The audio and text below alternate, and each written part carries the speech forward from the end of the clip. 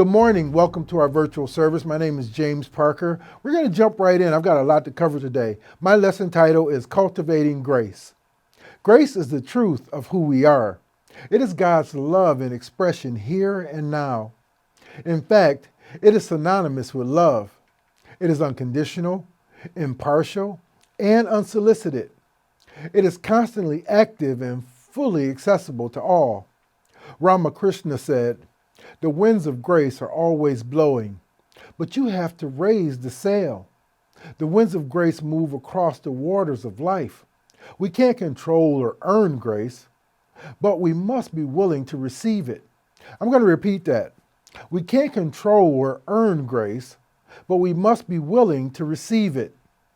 Friends, in Western Christian theology, grace is the love and mercy given to us by God because God desires us to have it, not necessarily because of anything we have done to earn it. It is not a created substance of any kind. It is an attribute of God that manifests as favor when we miss the mark, experience challenges, make mistakes, or somehow fall off our path. It has been defined as the divine influence which operates in humans to regenerate and bless, to inspire virtuous impulses, and to impart the strength to endure trials and resist temptation, and as an individual virtue or excellence of divine origin. It is the free and unmerited favor of God as manifested in the bestowing of blessings. In the book of 2 Corinthians chapter 12, verse 9, it says, "Each time he said, 'My grace is all you need,' my power works best in weakness. So now I am glad to boast about my weaknesses, so that the power of Christ can work through me." We can always interchange the word grace for love. And it is for this reason that we make the statement, grace is the fulfillment of the law. To accept grace, the unconditional love of God, is to step into a world that is larger, deeper, richer, and fuller. It is to step into the gift of a consciousness of unconditional love, actually to become it. We do not earn grace, we receive it. But we can also resist it by holding thoughts and feelings that are opposed to the nature of love, which is our true nature. The consciousness of Jesus, the one that he demonstrated, is called grace consciousness because it embodies a mind and heart fully awakened and expressing from the nature of being, which is the nature of love. By the grace of God, a criminal is still loved by Spirit and can find forgiveness and ultimate rehabilitation through an activity of love that transcends law. Grace is always seeking to express an abundance of good in our lives, whether we think we deserve it or not. We are all created in the image and likeness of God. Therefore, our true nature is the same as the force that created us, which is love. When our consciousness expresses from its true nature, grace is the experience. But when our consciousness expresses from some other state, such as resentment, unforgiveness, fear, anger, and so on, then pain and suffering result. John Wesley said, "Through the bounty of grace, we discover the divine guest inside ourselves." Grace can also be seen as flow, not a thing, but rather a process. When you are living your purpose and flowing in the present, you are in grace. Grace is having flexibility or surrendering effortlessly to living in harmony with truth, where we develop a healthy respect for the mystery of life and become less controlling. When you've developed grace, more of your attention is available. You become, in a sense, more mindful or intelligent. Thus, the opposite of cultivating grace is being in a state of resistance to or denial of your truth. We all want to believe we are in control. We assume there are specific actions we can take to ensure that we are satisfied. We expect God's gifts to be doled out according to some recognizable plan, but grace does not work that way. Instead, it teaches us to let go and let God. Not only are we not in charge, but we also don't have to be. We just need to stay open to receiving.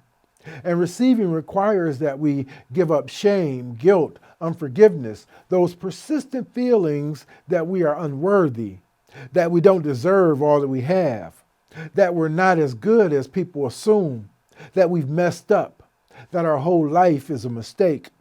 Grace doesn't listen to that story. It isn't based on a scorecard. Grace simply happens. Therefore, as spiritual beings, we must practice and cultivate this grace as this great aspect of love that is innately our essence. How do we do this? Well, we often hear the term practice grace. But outside of a spiritual practice, what does that really mean for your daily life? Practicing grace is making daily choices to interact in the world with mercy, kindness, consideration, courtesy, and goodwill. That doesn't mean you disregard boundaries, but you give yourself space to be authentic and flexible with your perceived truth, with acceptance and compassion. Grace is not about perfection.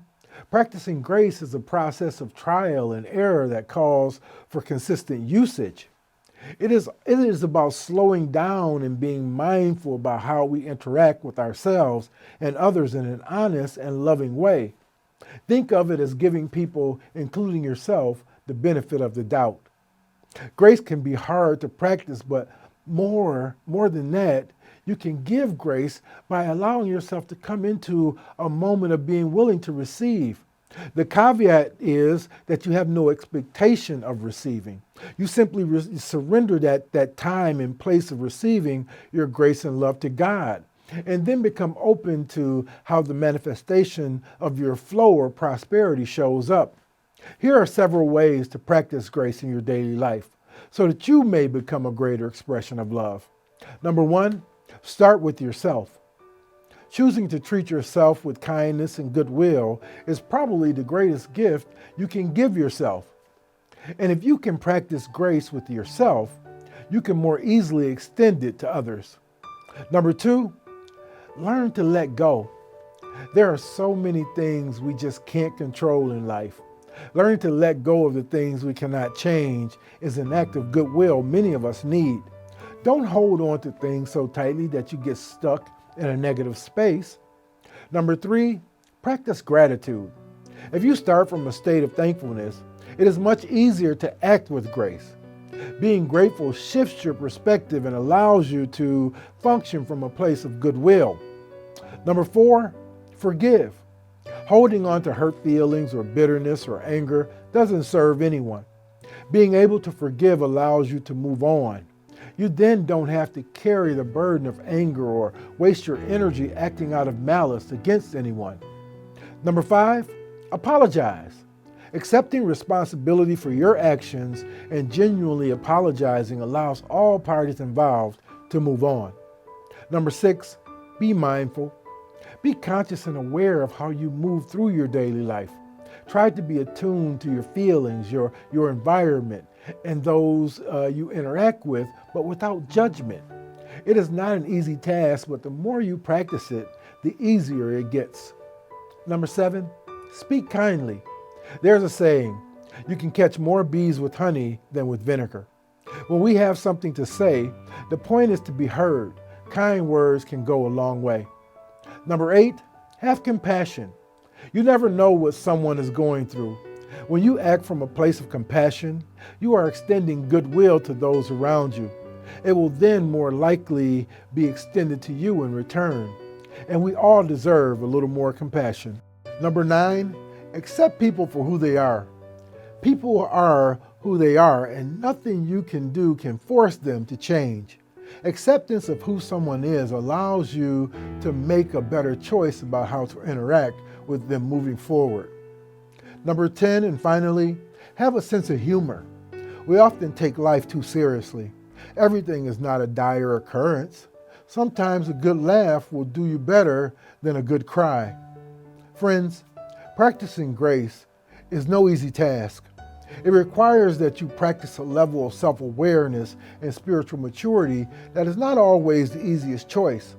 But cultivating and implementing a little grace into your daily life can go a long way. Rumi said, "Something opens our wings. Something makes boredom and hurt disappear. Someone fills the cup in front of us. We taste only sacredness, then touched by grace." The grace of God is God's love in action. It is God's gift of love and mercy, given freely to us whether or not we deserve it. The grace of God extends to all people, not only one group, nationality, religion, gender, creed. It does not manifest through merit, but through love. Let me conclude with the modern-day parable of grace, war, and goldfish. Until 1992, there was a country called Yugoslavia on every world map, one united country. Today, it is divided into several distinct countries, including Bosnia, Serbia, Croatia, Slovenia, and Macedonia. This is because of a war that was fought between 92 and 95.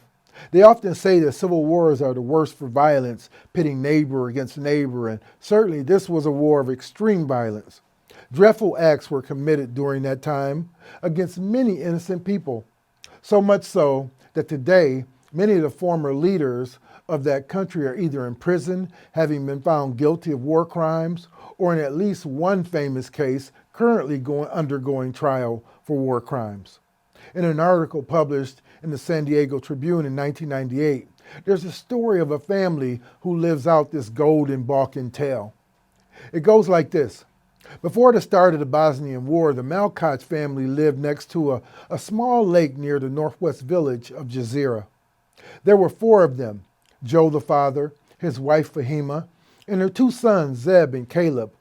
One day in 1990, before war broke out, Joe the father returned from a business trip to Austria with an unusual gift for his teenage sons, an aquarium containing 2 goldfish. 2 years passed, and then in 1992, Bosnian Serb forces advanced on the little village of Jazira.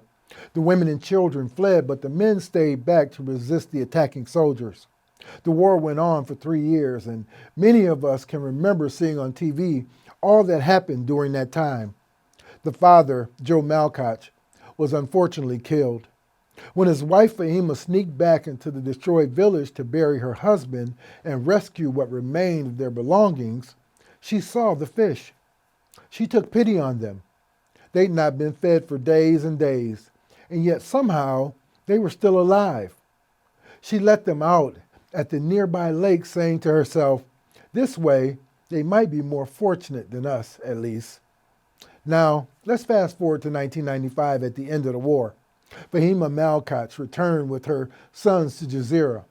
Nothing but ruins remained of their home and their village. Through misty eyes, she looked away from the house towards the lake, glimpsing at something strange. She walked over to the shore. The whole lake was shining from the thousands and thousands of golden fish in it. She said, "It made me immediately think of my husband, something that he'd left for me that I could have never hoped for." You see, during all those years of killing around the lake, the water had been completely unaffected. In fact, life underwater had multiplied and flourished. After they returned, Fahima Malkoch and her son started caring for and selling the goldfish. And by 1998, homes, stores, and coffee shops all over the region featured aquariums containing fish from Jazira. The Malkoch house was rebuilt on its original site, and they had enough money to rebuild their lives. The Malkoch story is a parable of God's grace working in the world, even when it seems like everything is falling apart, even when it seems like everyone is fighting, even when there's nothing left. God's relentless grace carries on working away. Grace works in the world even in the midst of chaos. While the war in Bosnia was raging, life below the surface of the small lake flourished, all a bit like ships out to sea. Sometimes the waves break over us and like storms rage around us, but deep, deep down in the ocean, it's calm and still and ordered. Even a 30-foot tsunami on the surface of the ocean makes absolutely no difference whatsoever to the calm thousands of feet below the ocean's depth.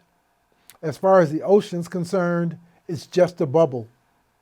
The tough thing for us, the thing we have to somehow learn is when life storms are raging, is how to reach down inside of ourselves and flow in the calm, stillness, and grace of the Spirit deep within us.